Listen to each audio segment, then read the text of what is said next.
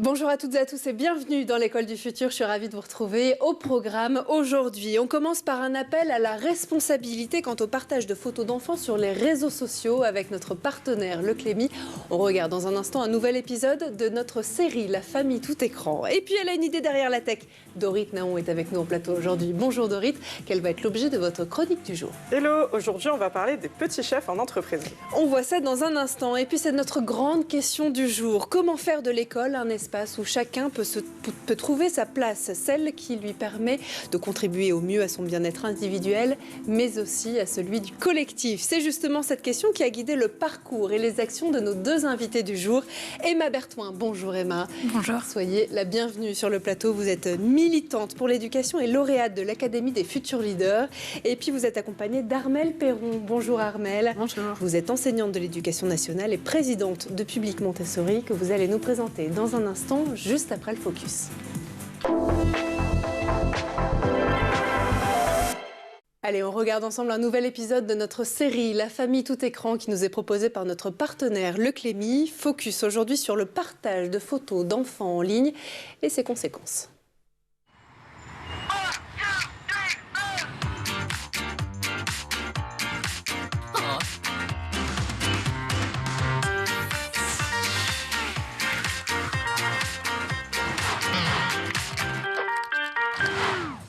Bouge pas.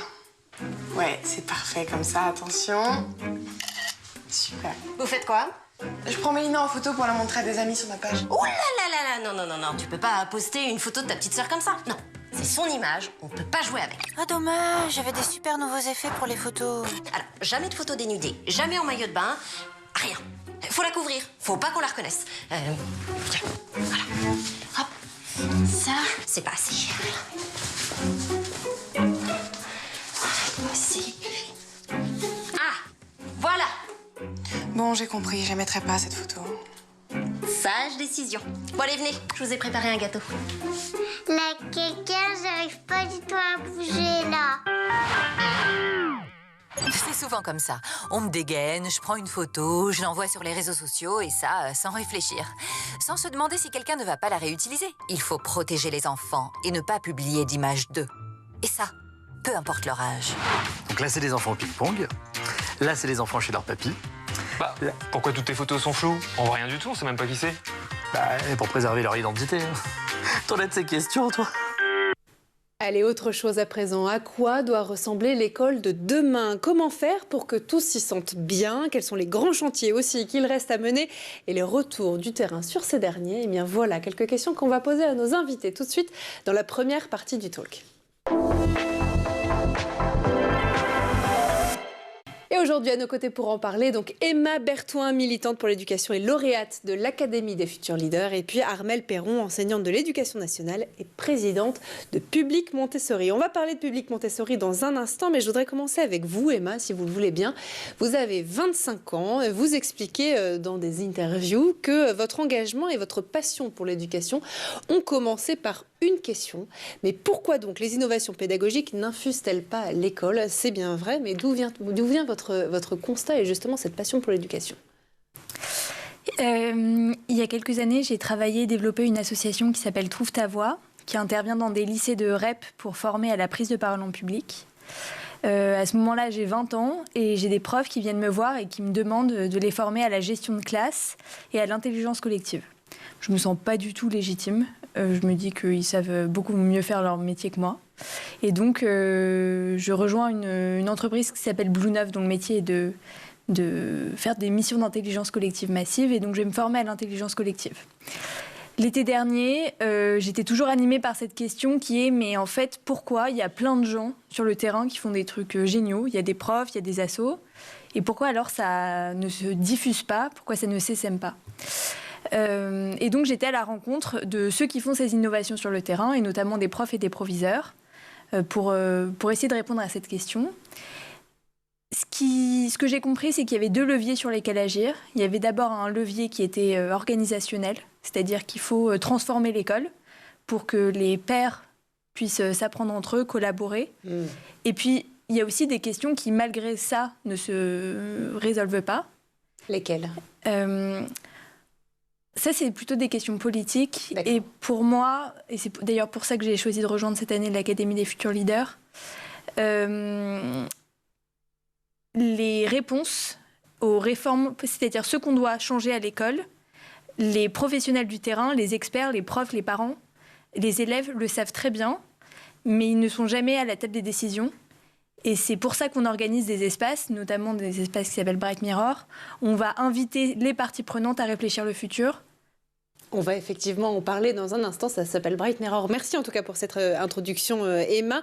Ça me permet de faire un pont avec vous, Armelle. On va parler de Public Montessori dans un instant, mais le constat qu'a émis Emma quand elle s'est lancée dans le monde de l'éducation avec ses différents projets, ça veut dire aussi que quelque part le modèle éducatif actuel, il est plus du tout adapté aux besoins du terrain aujourd'hui. Oui, il est plus adapté non seulement aux élèves, parce qu'on voit les résultats assez inquiétants des évaluations nationales et des évaluations internationales. Oui. Et il n'est plus du tout adapté, et depuis longtemps aussi, aux professionnels qui y travaillent. Et moi, j'en fais le constat depuis plus de 20 ans. En tant qu'enseignante. En tant qu'enseignante, voilà. C'est la raison pour laquelle vous avez présidé, vous êtes présidente de cette association qui s'appelle Public Montessori. Oui, le chemin a été long, c'est-à-dire que avant même de connaître même Montessori, la pédagogie Montessori, j'ai erré une dizaine d'années à essayer de chercher justement des moyens de mieux gérer mes classes, d'accompagner au mieux les élèves qu'on me confiait. D'accord. Et heureusement, j'ai croisé la route de Céline Alvarez en 2014. Donc, elle sortait à peine de son expérimentation à Gennevilliers dans une maternelle où elle a permis de montrer que c'était possible de faire de la pédagogie Montessori au sein des écoles publiques. Et je l'ai rencontrée au cours d'une conférence. Et ça a été un déclic. Je me suis dit, c'est ça que je veux faire aussi. Et donc, je connaissais rien à l'époque de Montessori.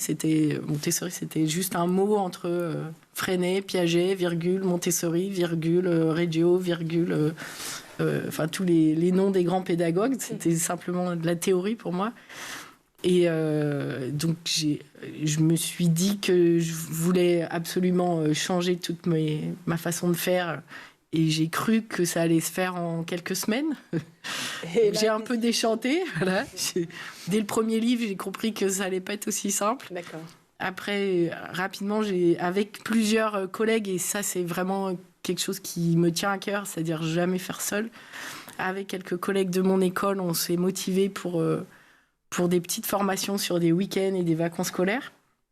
Et là, on est entré dans une façon de faire qui n'amenait pas de retour en arrière, en fait. Et le fait d'être ensemble, de pouvoir partager la joie d'avoir trouvé quelque chose de différent à faire. Voilà. Faire changer les choses. Faire changer les choses ensemble dans l'éducation. Et donc, là, je me vois 10 ans après. Et quand je repense à ce moment où j'ai rencontré cette femme, Céline Alvarez, elle se souvient certainement pas de moi. Mais moi, je me suis dit, à ce moment-là, je veux être une personne calme comme elle, qui a l'air de savoir ce qu'elle fait, de gérer ses classes à merveille, avec des enfants qui sont heureux d'être là. Et finalement, aujourd'hui, c'est ce que je vis. Donc, c'est un peu une utopie qui est devenue réalité. Et ça, c'est... Voilà. Et avec Public Montessori, donc je veux rendre cette utopie collective. Alors justement, on va continuer à en parler, cette utopie collective, changer l'éducation de l'intérieur. Emma, c'est ce que vous faites aussi, vous avez 25 ans, mais vous avez déjà une belle carrière derrière vous. Vous participez donc, vous nous l'avez dit, au déploiement de Bright Mirror, une initiative destinée à rassembler une communauté désireuse, quelque part, de s'engager dans la construction d'un avenir de confiance. Vous vous placez à contre-courant de la série Black Mirror. Est-ce que vous pouvez nous présenter un tout petit peu plus en détail ce projet rapidement ? Bright Mirror, c'est une initiative qui est née il y a 5 ans, à l'initiative d'Antoine Brachet. L'idée, c'est que si on veut qu'un futur souhaitable existe, il faut d'abord l'imaginer. Avant que l'ampoule existe, il y a déjà quelqu'un qui l'a pensé. C'est la première chose. La deuxième, c'est qu'en écrivant, quand on écrit une histoire, on la fait déjà un peu exister. Et la troisième, c'est que si jamais ce ne sont pas les principaux concernés qui écrivent leur futur, on va l'écrire à leur place.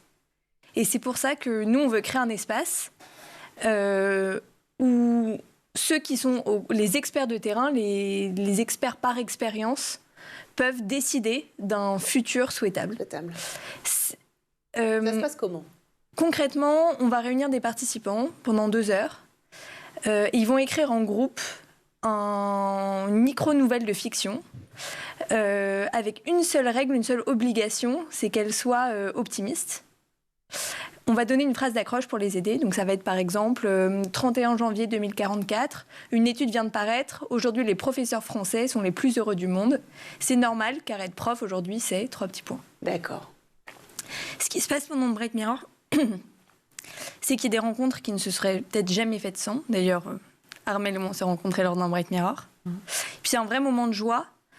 Et je crois qu'il y a besoin d'un mouvement citoyen pour réenchanter l'école. C'est une conviction qu'on partage, je crois, avec Armelle.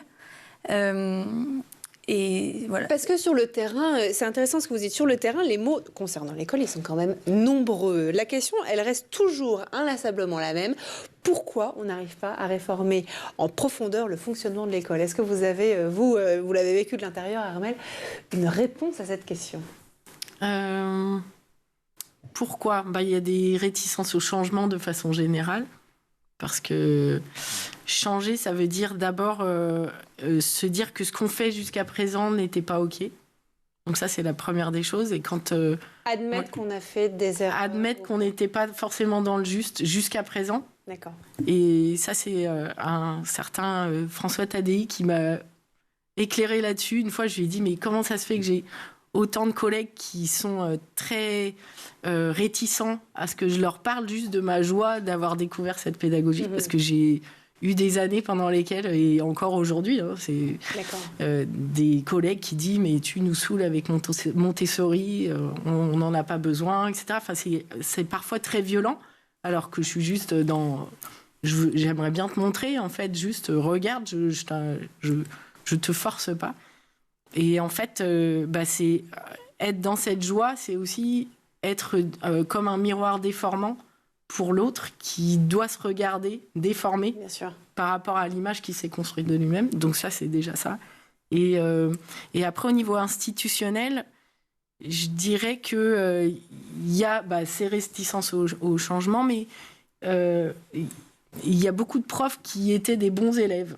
Et donc, ils sont dans ils appliquent ce qu'on leur dit et ce qu'on leur demande de faire à la lettre, et ils sont bons élèves en appliquant ça. Oui. Ils restent dans le même modèle, c'est ce que ouais, alors je comprends parce que c'est une forme de sécurité, sauf qu'on voit bien que ça ne fonctionne pas, en fait. Et là, on est avec des nouveaux paradigmes, peut-être des nouveaux jeunes, une nouvelle société, une nouvelle façon de faire. Et donc... se dire que quand un enfant ne réussit pas, moi c'est ce que je me pose toujours cette question-là. Je dis ok, peut-être qu'il n'était pas en forme, il a fait trop d'écran, il a ses parents qui le soutiennent pas assez, ok. Mais il y a aussi ma part à moi de qu'est-ce que je pourrais faire de différent, aller l'attaquer d'un autre angle pour que ça fonctionne. Et Montessori, c'est cette recherche-là. C'est avant tout une observation de l'enfant et voir qu'est-ce qui l'intéresse et aller le chercher là où il l'intéresse pour ensuite l'amener vers ce que nous, on aimerait qu'il fasse. Quoi. On continue à parler dans un instant, si vous voulez bien, toutes les deux, de ces grands sujets autour de l'éducation positive et puis la question de la confiance à l'école. Et je sais que ça vous touche beaucoup. On continue à en parler dans un instant. D'abord, on fait un petit tour du côté de la planète tech. Images et vidéos, c'est le Zap et c'est l'œil de Jean Martineau.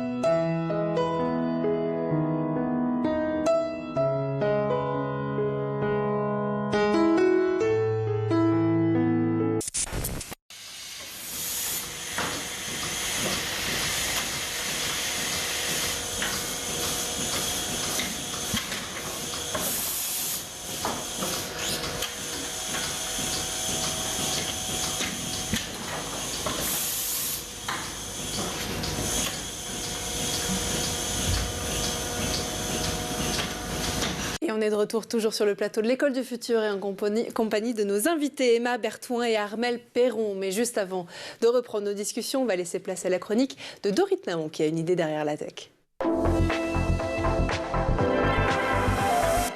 Dorit, aujourd'hui au sommaire de votre chronique, vous allez nous parler des petits chefs en entreprise. Quel est l'état des lieux déjà ?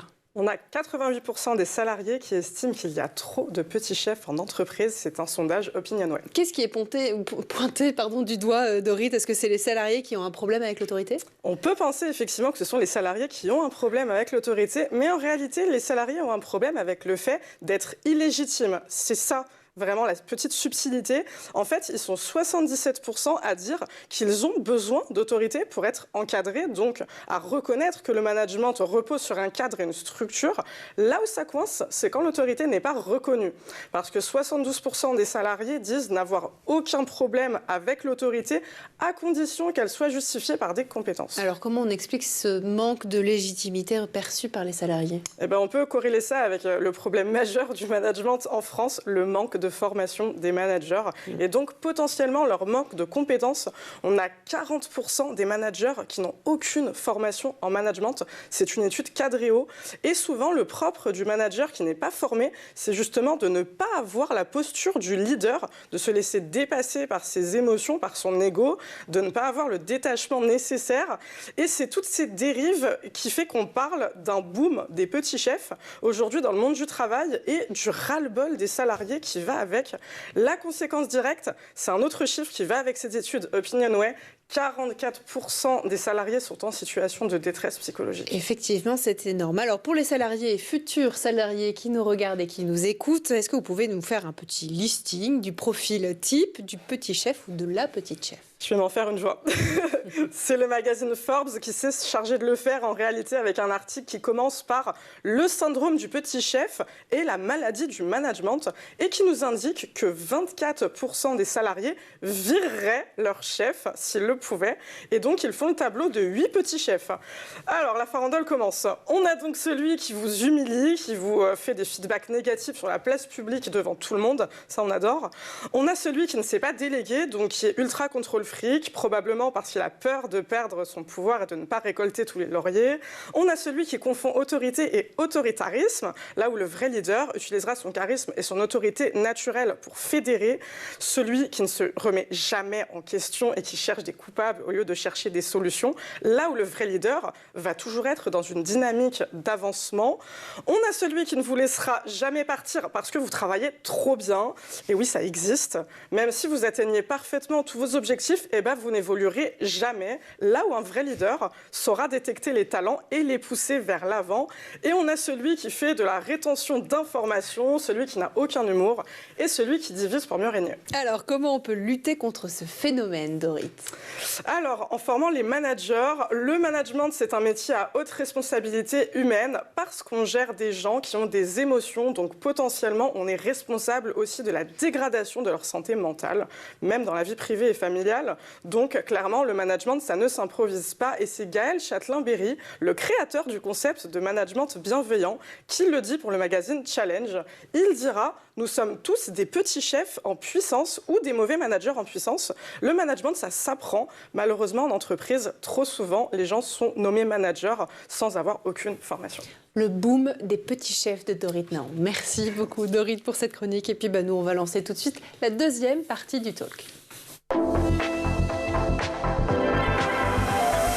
Vous le savez, l'École du Futur s'invente tous les jours sur School TV et en compagnie de nos invités. Aujourd'hui, Emma Berthouin, militante pour l'éducation et lauréate de l'Académie des futurs leaders. Et puis évidemment, Armelle Perron, fondatrice de Public Montessori et enseignante dans l'éducation nationale. L'un des sujets qui vous anime toutes les deux et qui fait aussi peut-être partie des causes même du mal de l'école, c'est la question de la confiance.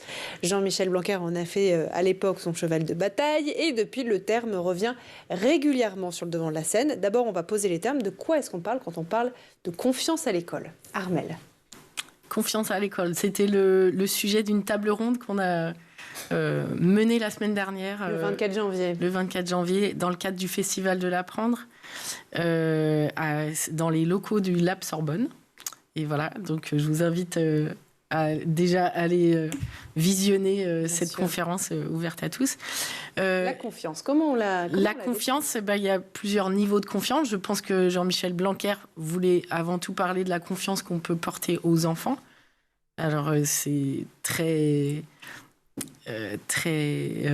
c'est important dans la pédagogie Montessori, en fait, ça se base là-dessus. On est au cœur, ouais. Je voudrais faire une petite métaphore. En fait, quand on me demande en 2 minutes, est-ce que tu peux nous expliquer qu'est-ce que c'est que la philosophie, la pédagogie Montessori?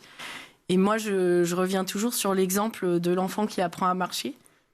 À aucun moment, on lui dit prends ton pied droit, mets-le devant le pied gauche, prends ton pied gauche, mets-le devant le pied droit, et continue. Non, c'est pas comme ça, mets-le bien. Jamais, à aucun moment. Qu'est-ce qu'on fait? On fait rien. On observe. Qu'est-ce qu'on fait? On lui permet pendant 1 an d'être observateur de bipèdes autour de lui. Donc lui, pendant 1 an, il regarde, il dit tiens, c'est bizarre, je suis pas tout à fait comme eux, mais j'ai très envie de faire comme eux, parce que c'est l'imitation, le moteur du développement humain chez le petit. Et à un moment donné, il sent ses forces et ses muscles qui lui permettent de se mettre debout.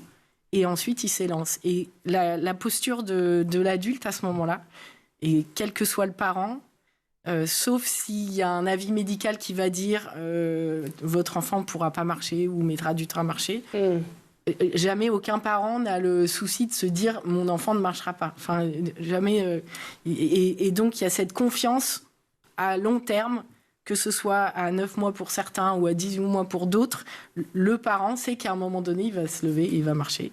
Et après courir. Montessori, c'est ça. Voilà, Montessori, c'est vraiment ça. Et c'est aussi, l'autre image, c'est le parent qui va se mettre un petit peu à l'opposé de la pièce et qui va attendre l'enfant qui commence à faire ses premiers pas avec le sourire jusqu'aux oreilles. Il se lance, il tombe, il se relève. Et le parent en face qui ne va pas le relever et qui ne va pas se mettre derrière lui, qui va se mettre en face en disant « viens vers moi ». Et en Montessori, tout est comme ça. Tous les apprentissages se font de cette façon-là. Je sais que tu dois apprendre à compter. Je sais que tu vas apprendre à compter. Je ne sais pas quand, je ne sais pas comment. Je sais que tu vas apprendre à lire. Je ne sais pas quand, je ne sais pas comment. Mais moi, je vais être là toujours pour te baliser. Et t'accompagner. Voilà, c'est vraiment ça. Et cette confiance est permanente, en fait. Donc ça, c'est ce que, je pense, ce que voulait le ministre. Jean-Michel Blanquer. Voilà. Et après, moi, je dirais que cette confiance doit aussi se prêter aux adultes qui font partie de l'école. C'est votre point de vue aussi, Emma, quand vous les rencontrez, ces adultes? C'est ça, en fait, l'école, c'est un écosystème. Donc, si il y a une partie de l'écosystème qui est déséquilibrée, ça déséquilibre tout. Il faut redonner aux professeurs notre confiance, c'est-à-dire que c'est eux, les professeurs savent ce qui est le mieux pour leurs élèves. Pour ça, il faut qu'ils soient formés, parce que s'ils ne sont pas formés en amont, ils peuvent pas savoir. Mais en les outillant, en leur permettant d'avoir des co-tuteurs, des personnes qui vont les regarder, faire des échanges de pratiques, les professeurs ont la capacité de savoir ce qui est le mieux pour eux et pour leurs élèves. Maintenant, ça ne veut pas dire qu'ils pourront tout changer.